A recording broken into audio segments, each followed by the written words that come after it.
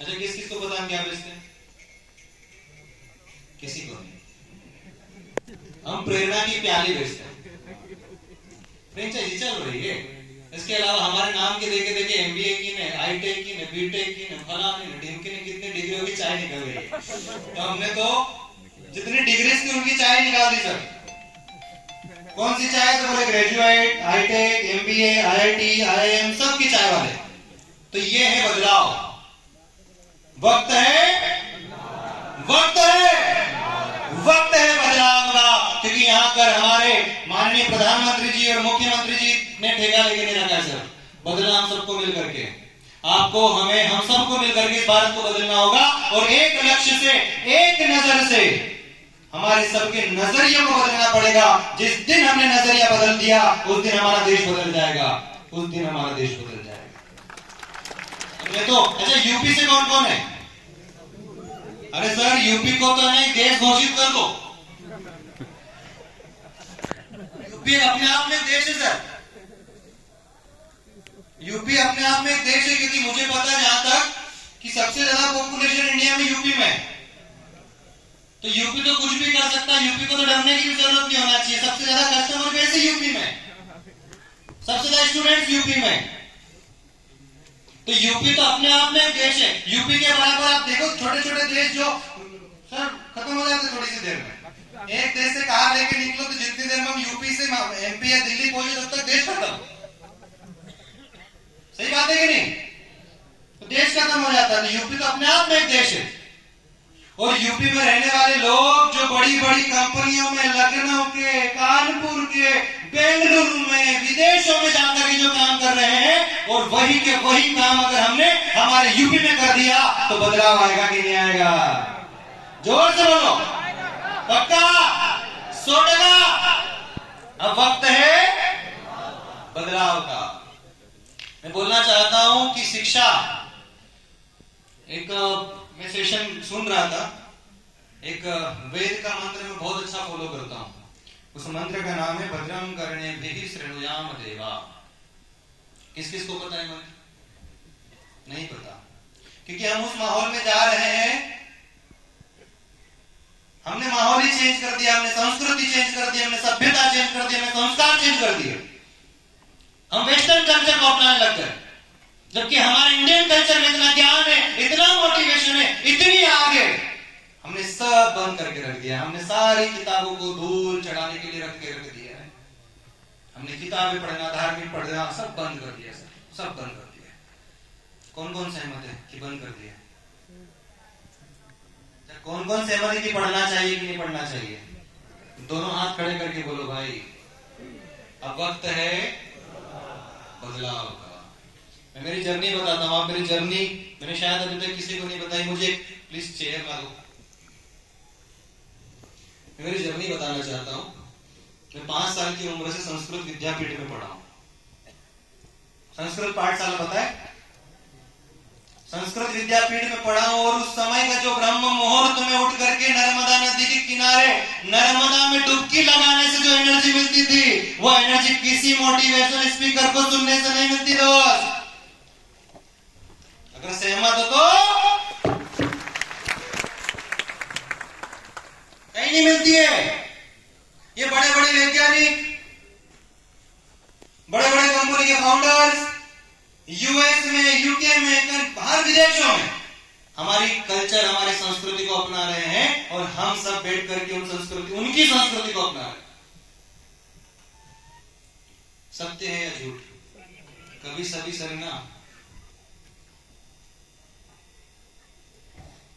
एक शब्द बोलूं, कभी सभी झांक करके देख लेना चाहिए अपने अंदर भी, अपने धर्म में भी। अच्छा, मुझे एक बात बताओ। चलो मैं एक ओपन माइक सेशन करता हूं, आप पूछो कोई प्रश्न, अगर उसका संस्कृत में अगर उत्तर ना हो तो एक माइक सेशन करते हैं। ऐसा कौन सा उत्तर जो संस्कृत और हिंदी में ना हो सर, जो धर्म में ना हो?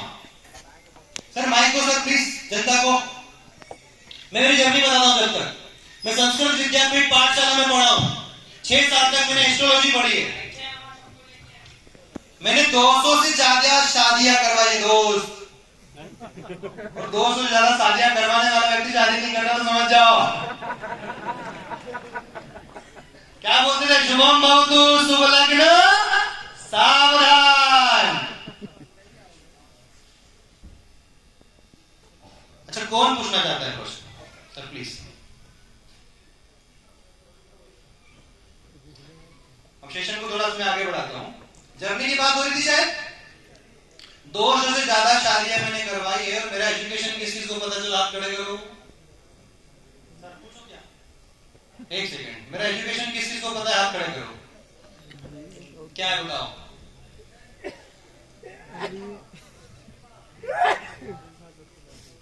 मैं भैया 10वीं पास आदमी हूं और 10वीं में भी मेरे को मैथ्स में ना 33 नंबर आए थे और मेरे को ये डर लग रहा था कि कहीं फेल हो गया तो वही धोती कुर्ता पहन करके कथा करवाने फिर जाना है। बोलो सत्यनारायण भगवान की।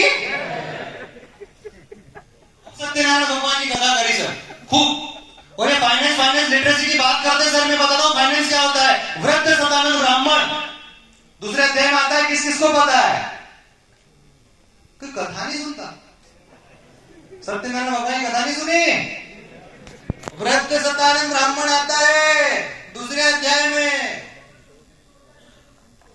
अरे इसीलिए मैं खुले मन से संस्कृत का व्याख्यान करना चाहता हूं हिंदी में, क्योंकि अगर हर चीज अपडेट हो रही है तो कथा भी अपडेट होना चाहिए।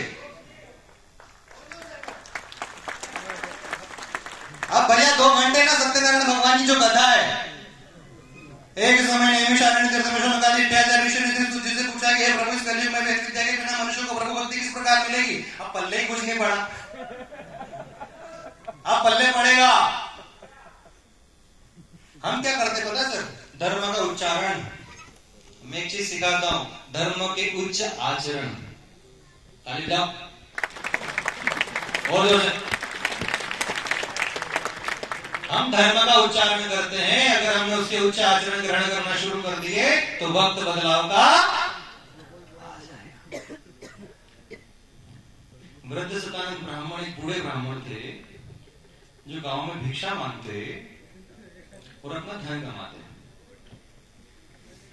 ये कथा को मैं आपको फाइनेंशियल पे सिखाता हूं।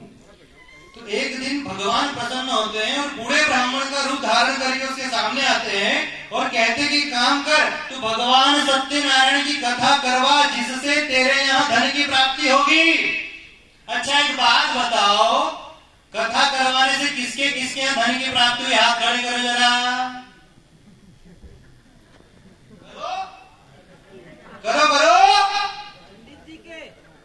फिर भी भगवान ने क्यों बोला? वृद्ध सतानंद ब्राह्मण ने फिर भी क्यों बोला कि तू एक काम कर, सत्यनारायण भगवान की कथा करवा जिससे तेरे धन की प्राप्ति होगी? उसके माथे पे कर्जा रखा। और एक बात बता देता हूं मैं सक्सेसफुल लोगों की, जब आप जर्नी को देखोगे तो जिसके जिसके माथे पे कर्जा रखा है उसने अपने आप को पुश किया है और 10 गुना ज्यादा मेहनत करके अपने कर्जों को दूर किया है। वृद्ध सतानंद ब्राह्मण के सिर पे कर्जा रखा। क्या कर्जा है? कल सुबह उठ करके सत्यनारायण भगवान की कथा करवाना है। अब सत्यनारायण भगवान की कथा को करवाने भैया मेरे जैसे पंडित जी दक्षिणा भी तो लेते हैं। फ्री में थोड़ी करता मैं भी। मेरे भले भी बच्चे नहीं करते, बात तो है। दक्षिणा लगती है, सामग्री लगती है, कंकु अक्षत हल्दी गुलाल मेहंदी सिंदूर नाड़ा वाड़ा सब, लाल कपड़ा सफेद कपड़ा सब लगता है, सुपारी का रखना सब लगता है, केले लगते हैं, दूध दही घी शक्कर शहद सब लगते हैं सर। अब पंडित जी ने सोचा वृद्ध सतानंद ब्राह्मण ने कि भैया गांव में मांगने जाता हूं, उससे तो मेरा घर चलता है। अभी सत्यनारायण भगवान की कथा की सामग्री खरीदने के लिए पैसा चाहिए, चाहिए कि नहीं चाहिए? तो जब हमारे शौक बड़े होते हैं, हमें कार खरीदना है, बंगलो खरीदना है, मर्सिडीज में घूमना है, बिजनेस करना है, तब आपको रात भर नींद नहीं आती है। आप सक्सेसफुल लोगों को उठा करके देखो, उनसे पूछना कि आप कितने घंटे काम करते हो, तो वो बोल देंगे 24/7। एम आई राइट या रॉन्ग? तो हाथ खड़े करो भाई। बड़ी दूर से मैंने फ्लाइट मिस करी है स्टेशन को करने के लिए। जोर से तालियां। बोले सत्यनारायण भगवान की। भगवान की कथा भी मॉडर्न तरीके से करेंगे अपन। वक्त है बदलाव का। सर उनके सिर में बोझ रख दिया। अब बोझ रख दिया तो रात भर पंडित जी को नींद नहीं आ रही है। अब पंडित जी क्या सोच रहे हैं? यार एक गांव में मांगने जाऊं, मालिक समझ आती है, एक गांव में मांगने जाऊं